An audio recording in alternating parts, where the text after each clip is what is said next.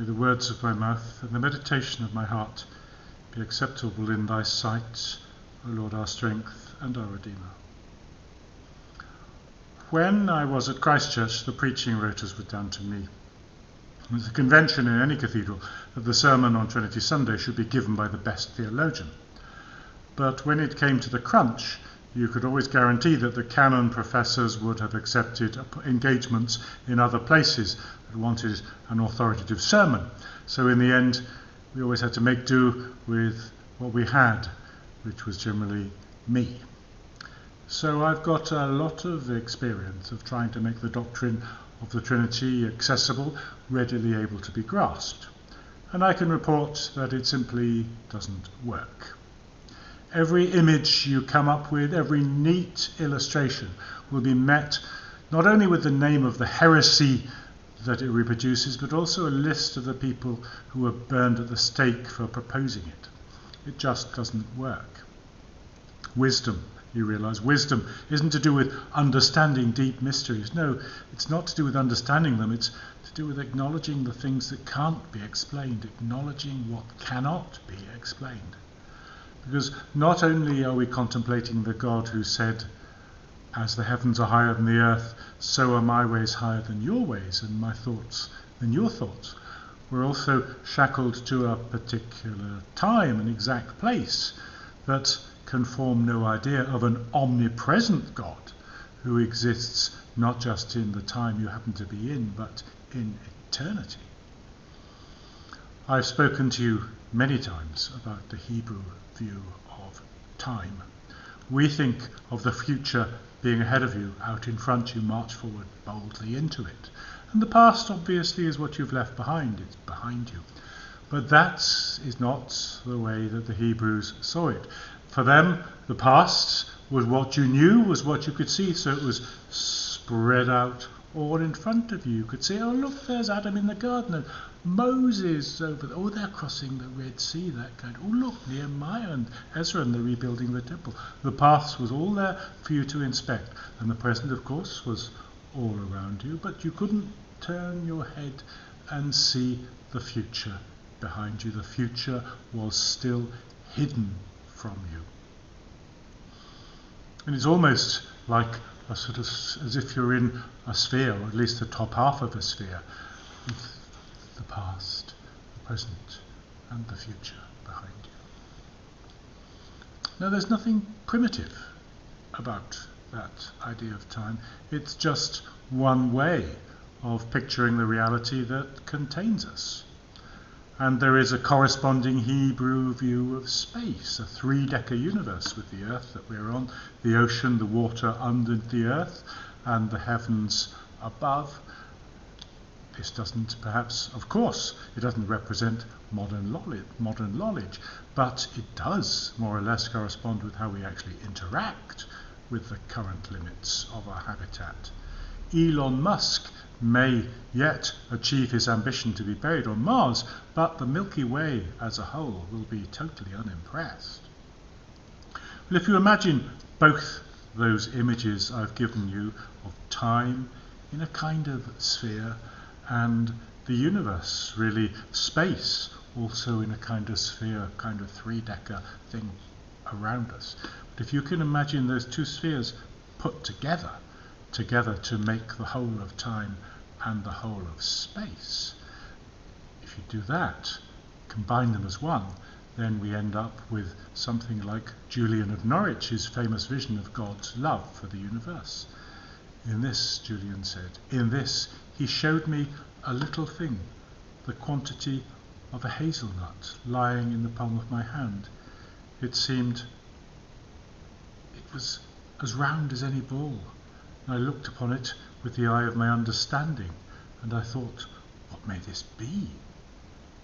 And it was answered to me, thus, that is all that is made. And I marvelled how it might last, for I thought it might suddenly have fallen to nothing for its very littleness.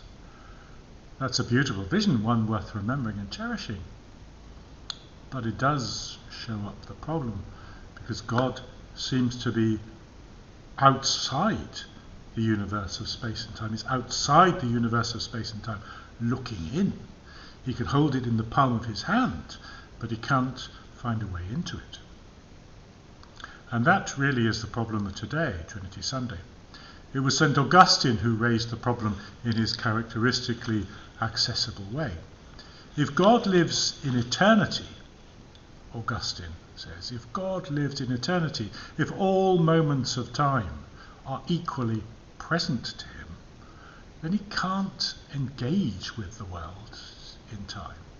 In particular, this sounds trivial, but in fact it must be true. In particular, in eternity, God cannot actually say things like, let there be light, because that requires let there be light. One word to follow another.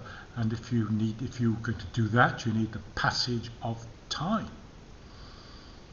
And that's why God has recourse to the Word, the second person of the Trinity, the Word, a kind of widget that's fixed at the interface between time and the timeless eternity. It allows the two to interact and gives divinity a foothold in the world that we know. This is the role that Christ plays. You remember I've spoken in the past of Christ as being, in Greek, in the New Testament, the one who comes. And it means the one who is at the interface of eternity and time. As it were, the one who comes through, the one who stands at the place where eternity and time come together. We celebrated the coming of this word into human flesh at Christmas, at a particular moment in time, indeed, some 2,000 years ago. But once the Word was in the world, then it was in the whole of the world, and from the beginning throughout the whole of time. It's like if you open a little chink in a blind, you let the light in, and the whole of the room is suddenly full of light. That's how it was.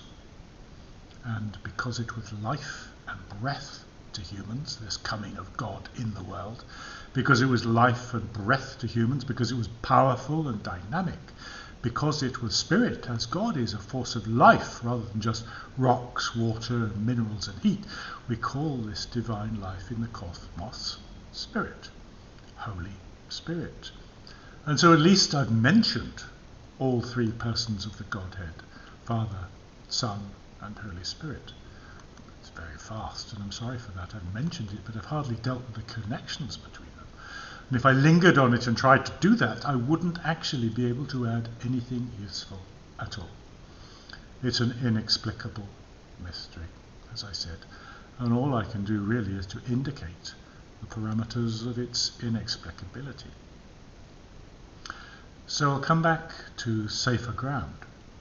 On Trinity Sunday, we celebrate how the God who seems to make up a list of three gods, how the God who seems to make up a list of three is actually one.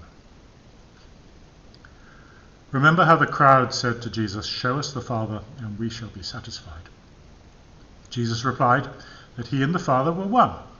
"When you've seen me, you have seen the Father," he said. He didn't say they were the same thing, but he said, "When you've seen me, you've seen the Father." Look for yourself, he said. Trust your eyes. When you've seen me, you've seen the Father. No mention of the Spirit yet, but that's all right, because Pentecost was still on the horizon, so you could keep things simple.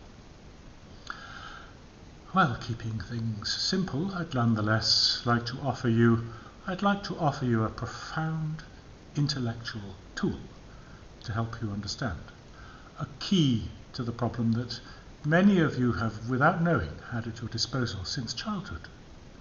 You find it in a book that you can buy in Waterstones for only £6.99. One fine day, when Piglet was brushing away the snow in front of his house, he happened to look up, and there was Winnie the Pooh, walking round and round in a circle. "Hello," said Piglet, "what are you doing?" "Hunting," said Pooh. "Hunting what?" "I shall know when I catch up with it," said Winnie the Pooh. "Now look there." And he pointed to the ground in front of him. "What do you see there?" "Tracks," said Piglet. "Paw marks. gave a little squeak of excitement. "Oh, Pooh, do you think it's a woozle?" They go on for a while. I hope you remember all this. They go on for a while, and suddenly, "What's the matter?" asked Piglet. "It's a funny thing," said Pooh, "but there seem to be two animals now. This, whatever it was, has now been joined by another one, and the two of them are now proceeding in company." "Would you mind coming with me, Piglet," Pooh says, "in case they turn out to be hostile animals?" Piglet scratched his ear in a nice sort of way and said he'd be delighted to come in case it really was a woozle. "You mean in case it really is two woozles?" said Winnie the Pooh, and off they went together. Soon there were more tracks. "It's either two woozles and one, as it might be, whizzle," says Pooh, or two, as it might be, whizzles, and one, if so it is, woozle. Let's continue to follow them." A minute later, "Do you see, Piglet? Look at the tracks. 3, as it were woozles, and one, as it were, whizzle. Another woozle has joined them, or possibly it's a wozzle." So it seemed to be. There were the tracks crossing over each other here, getting muddled up with each other there, but quite plainly the tracks of 4 sets of paws. Well, unbeknown to them, Christopher Robin is up in a tree watching. You can see that all the woozles and the whizzles and the wozzles are just one anxious piglet and one foolish and deluded bear. The woozle was actually his friend Pooh all along. Now, what this story demonstrates is a famous law called Occam's razor. The medieval monk William of Ockham insisted that you must not multiply entities. You must not multiply entities. Ensia non sunt multiplicanda. If you're faced with woozles, whizzles, and even wozzles, you must apply Occam's razor and pare away any entities that are superfluous. There is divinity, Jesus said. There is divinity.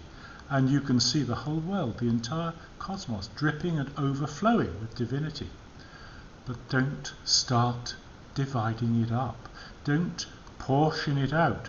Don't say that some divinity is a father and another is a son, that some seems homely, but some seems a bit mysterious, some comes and goes like spirit, some is born in a manger, and somehow somewhere else is a big boss bearded divinity transcending all the rest.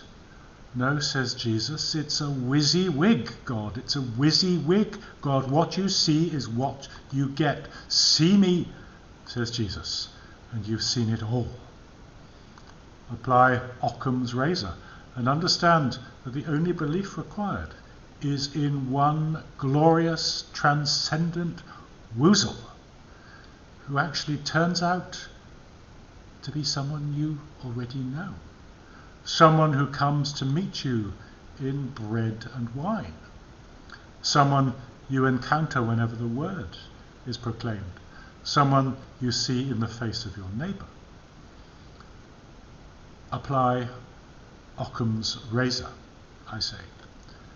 And when it comes around every year, Trinity Sunday will be for you a day of great beauty and simplicity.